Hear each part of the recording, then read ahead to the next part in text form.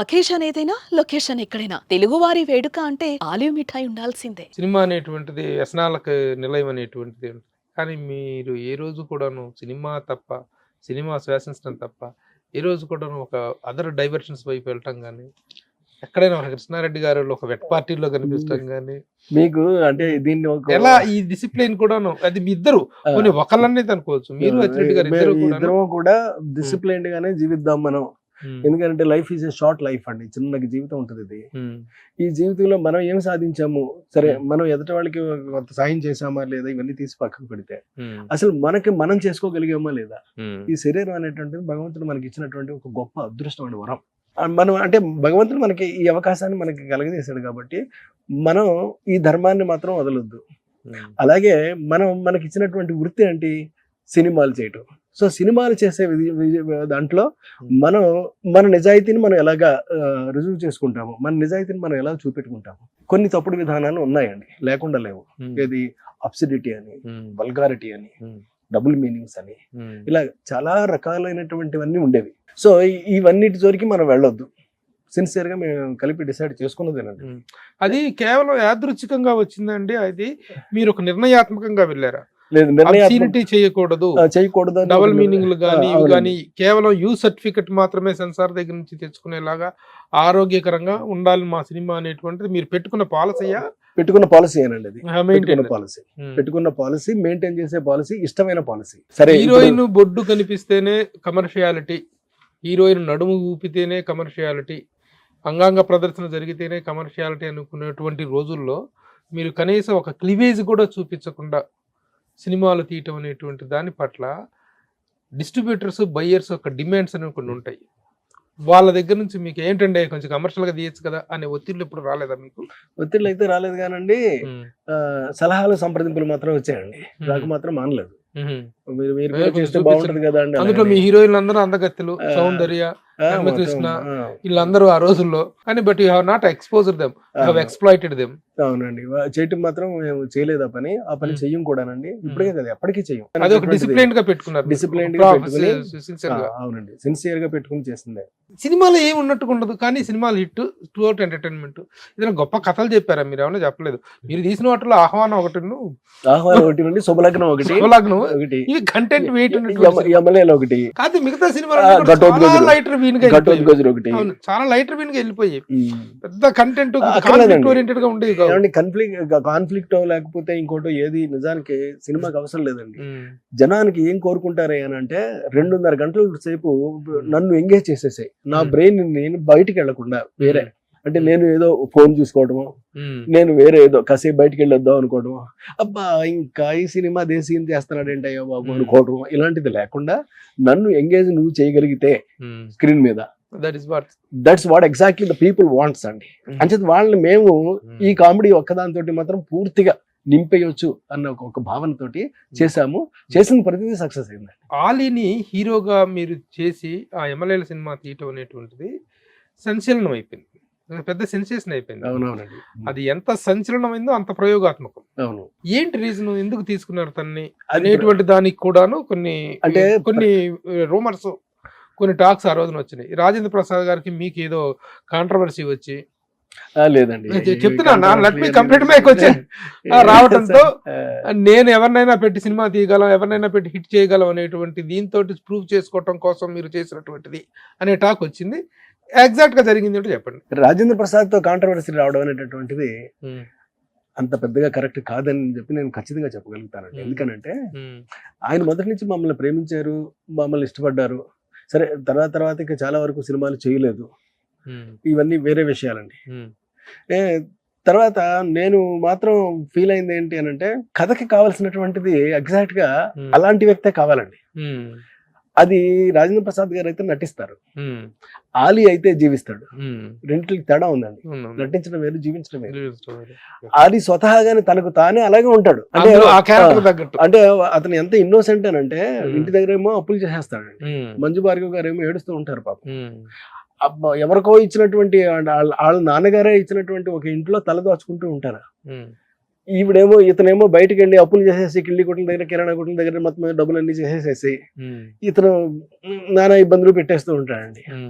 ఇలాంటి వాడికి ఒక పెద్ద బిల్డింగ్ ఒకటి ఇంత పూర్వం వీళ్ళందరూ కూడా ఉన్నారు అని చెప్పి తెలిసి అది ఒకసారి కొనేద్దాం అనుకుంటాడండి. ఎలా కొంటావురా అని చెప్పి పక్కన ఉన్నటువంటి ఫ్రెండ్ గుండె హనుమంతరావు అడిగితే ఏముంది ఇది రూపాయి ఉంది కదా దీన్నే 1 సార్లు లెక్క పెట్టేసామనుకో అప్పుడు కోటి అయిపోద్ది కదా అంటాడు.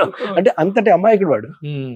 ఇంతటి అమాయకుడు వీడు ఎలా కోటేశ్వరుడు అయ్యాడు అంటే ఏ యాంగిల్ నుంచి కూడా మనకి వాడికి ఈ ప్రాస్పెరిటీకి ఈ వాల్యూ ఈ రూట్ ఉందేమో ఈ మార్గం ఉందేమో అనేటటువంటి భావన రానివ్వకుండా అసలు టోటల్ గా అన్ని డోర్స్ క్లోజ్ చేసి పైనుంచి పుస్తకం మారేసాం కిందకి. వాడి అదృష్టం అనే ఒక యాంగిల్ ఒకటి ఉంది చూడండి. ఇది ఎంత పెద్ద దురదృష్టవంతుడైనా సరే గొప్పవాడిని చేసేస్తాండి, చేసి గలదు. అది అదృష్టం అనుకున్నటువంటి పెద్ద క్వాలిఫికేషన్ ఉంది. సో అది ఆ క్యారెక్టర్ ఫిట్నెస్ కోసం, అది ఆ క్యారెక్టర్ ఫిట్నెస్ అండి. ఆ క్యారెక్టర్ ఫిట్నెస్ కాబట్టి అతనైతేనే సూట్ అవుతాడు అలాగని చెప్పి ఈవెన్ సౌందర్య కూడా చేయలేదండి క్యారెక్టర్. యాక్చువల్గా సౌందర్య హీరోయిన్ చేయలేదు, నేను చేయను అని చెప్పింది. ఆలీ పక్కన అయితే నేను చేయను, ఆలీ తోటి చేసే రోజు వస్తుందేమో అన్న, వచ్చినప్పుడు చేస్తారేమో అని కూడా అంది పాపం. చేసింది కూడా అండి, అలాగే పాపం పిలిచి మరీ చేసింది. So that's her greatness.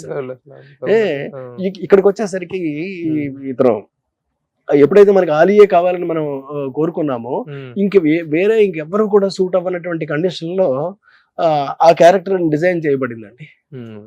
అందులో దివాకర్ బాబు గారి పాత్ర కూడా మంచి ఉంది, బాగా స్టామినా ఉందండి. ఆయన దాన్ని తీసుకెళ్ళి నిద్రలేని రాత్రులు గడిపారంట. ఎవరు ఈ సబ్జెక్ట్ కని చదువుతున్న టైంలో అర్ధరాత్రి ఎప్పుడో 2 గంటలప్పుడు అవునండి మీకు ఐడియా వచ్చి రాత్రి 2 గంటలప్పుడు చెప్పారండి మనకు హీరో దొరికాడు అని చెప్పారంట మీరు. ఎవరు అంటే ఆలీ అన్నారంట. అందరూ షాక్ అచ్చిరెడ్డి గారు చెప్పారు. కరెక్ట్ అండి, 100% కరెక్ట్. ఆలీ అనేవాడిని కనుక మనం హీరోని చేసాం అనుకోండి, క్యారెక్టర్ ఫర్ఫెక్ట్ గా ఫిట్ అవుతాడు. క్యారెక్టర్ కనుక పర్ఫెక్ట్ గా ఫిట్ అయితే ఆ సినిమా చాలా పెద్ద హిట్ అవుతుందండి. ఎంత హిట్ అయిందంటే ఆల్ ఇండియాలో మైనే ప్యార్ కియా, ఆంధ్రాలో ఆ రోజు మేము రాసి పెట్టిన హెడ్డింగ్ అది. హెడ్డింగ్ తో పబ్లిసిటీ జరిగింది ఆ రోజుల్లో. అంత పెద్ద హిట్ అది. అవునండి, ఒక హీరోని నిలబెట్టిందండి. ఒక దశాబ్దం పాటు ఆలుకున్నాడు ఆలి. ఒక 5-6 సంవత్సరాల పాటు హీరోగా మంచి దశ చూశాడు తను. చాలా. ఇప్పుడు ఈ సినిమా తర్వాత మనీషా రేంజ్ అనేటువంటిది ఒక రేంజ్ కి వెళ్ళిపోయింది. అవునండి. ఎస్వి కృష్ణారెడ్డి హీరోలు అనగానే కళ్ళ ముందు ఇద్దరు కనిపించారండి. ఒకవైపు శ్రీకాంత్, ఒకవైపు జగతి బాబు. వండర్ఫుల్ పీరియడ్ ఇది. ఇక రాజేంద్ర ప్రసాద్ గారితో స్టార్ట్ అయినప్పటికీ కూడా ఆయన మెల్లిగా క్యారెక్టర్స్ వైపు టర్న్ అవుతున్నారు. ఒక ఇదిలో ఒక పీరియడ్ లో ఉన్నారు ఆయన. ఇక మీకు అప్పుడు మోస్ట్ హ్యాపెనింగ్ హీరోస్ అంటే శ్రీకాంత్, జగతి బాబు. శ్రీకాంత్ ఆ జర్నీ గురించి చెప్పండి. చాలా మంచి జర్నీ అండి అది. శ్రీకాంత్ అయితే వినోదం లాంటిది కథే చెప్పలేదు నేను. ఆయన మీరు కథ చెప్పడం ఏంటి సార్, మీరు వదిలేండి సార్ అని అనేవాడు అతను. అది కాదే అసలు నేను కథ ఇంకా అనుకోలేదు అనేవాడు నేను. అనుకుంటారులేండి ఇవాళ రేపు ఎప్పుడొకప్పుడు అనుకోండి చేస్తారులేండి పర్లేదు. అలాగే జేడి చక్రవర్తి అక్కడ వచ్చాడు మళ్ళీ జేడి చక్రవర్తి 3 సినిమాలు 3 సినిమాలు చేశాను జేడి తోటి. బ్రాహ్మక వేళారేలో అది చాలా పెద్ద హిట్ సినిమా. అది బయట పెద్ద పెద్ద నిర్మాణ సంస్థలు ఆ రోజున మీతో సినిమాలు తీయడానికి అవి కూడా పెద్ద హిట్స్ ఉన్నాయి. ఇప్పుడు శుభలగ్నం తీసుకున్నా కానీ, మావిచిగురు యశ్రవంతి రవికిషోర్ గాని, ఈవెన్ పెళ్ళామూరి వెళ్తే కూడా అరవింద్ గారికి చేశాను. గీతా ఆర్ట్స్ పెద్ద పెద్ద బ్యానర్స్ అన్ని వచ్చేసాయి. కానీ ఏ బ్యానర్ వచ్చినా సరే, ఎంత పెద్ద నిర్మాత వచ్చినా సరే, ప్రొడక్షన్ అంతా అచ్చిరెడ్డి మాత్రమే చూసుకోవాలి, అచ్చిరెడ్డి గారికే హ్యాండ్ ఓవర్ చేయాలి అనేటువంటిది మీ కండిషన్ అంట కదా. అలాంటి కండిషన్ పెట్టారా మీరు? లేదండి, కండిషన్ లో ఎప్పుడు లేదు. ఎందుకంటే మరి ప్రతి సినిమా వెనకాల అచ్చిరెడ్డి గారు ఉండేవాళ్ళు కాదు అంటే, ఎందుకంటే ఈ వచ్చిన వాళ్ళు అతను హెల్ప్ తీసుకునేవారండి. ఎందుకంటే ఈయన యొక్క ప్లానింగ్ గానీ లేదా ఇతను వేసేటటువంటి షెడ్యూలింగ్ గానీ పర్ఫెక్ట్ గా ఉంటుందండి. పైగా రెండోది ఏంటంటే స్క్రిప్ట్ ఎడిటింగ్ అని ఒకటి మేము ఇద్దరం కలిపి చేస్తామండి. అందులో ఆ డైలాగ్ ఏదైనా రిపీట్ ఉంటే చెప్పేస్తాడు, ఇది రిపీట్ వచ్చింది, లేదా ఈ సీన్ రిపీట్ గా ఉంది, లేకపోతే ఈ ఆలోచన రిపీట్ గా ఉంది. మనమే తయారు చేసుకుంటాం కదా అండి, అంచేత మనమే చెప్పలేము. అంచేత అతను వేరే పార్టీ కాబట్టి అతను చెప్పగలుగుతాడు. సో అతను అదంతా కూడా ఎడిట్ చేసేసి తీసేసండి. అంటే మీకు ఫర్ ఎగ్జాంపుల్ పేపర్ మీద ఉన్నప్పుడు తీస్తే పైసా ఖర్చుతో వెళ్ళిపోద్దండి అది. కానీ అదే షూట్ చేసిన తర్వాత చేస్తే 25 లక్షలు ఖర్చు అవుతుందండి. ఎందుకంటే ఒక సీను ఒక రోజు ఒక సెక్టర్ తీయాలి కదా. ఒక ఇంట్లో 4-5 లక్షలు అవుద్ది.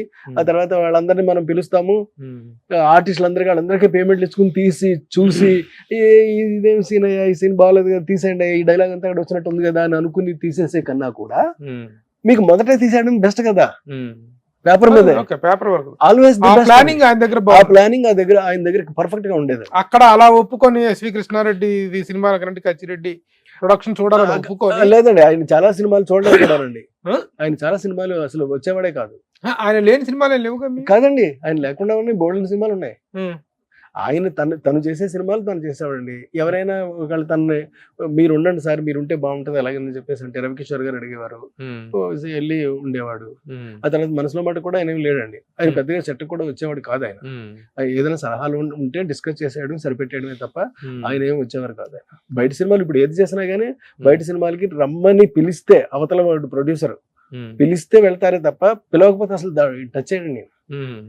పైగా పిలిచిన ఒక కండిషన్ మాత్రం ఉంటుందండి. అదేంటి అని అంటే, నేను డబ్బుని టచ్ చేయను, ముట్టుకోను నేను. మీరు ఒక మనిషిని పెట్టుకోండి, మీకు సంబంధించిన మనిషిని, అతను ఖర్చు పెడతాడు. మీరు ఏ డౌట్ ఉన్నా నన్ను అడగండి, నేను మీకు ఆన్సర్ చెప్తాను, అంతే తప్ప నేను మాత్రం టచ్ చేయను. నేను ₹1 కూడా ఆయన ముట్టుకోడు. అంత కరెక్ట్ గా ఉంటుంది. సుమన్ టీవీలో మీ పర్సనల్ అండ్ బిజినెస్ ప్రమోషన్స్ కోసం కింది నెంబర్ కి కాంటాక్ట్ చేయండి.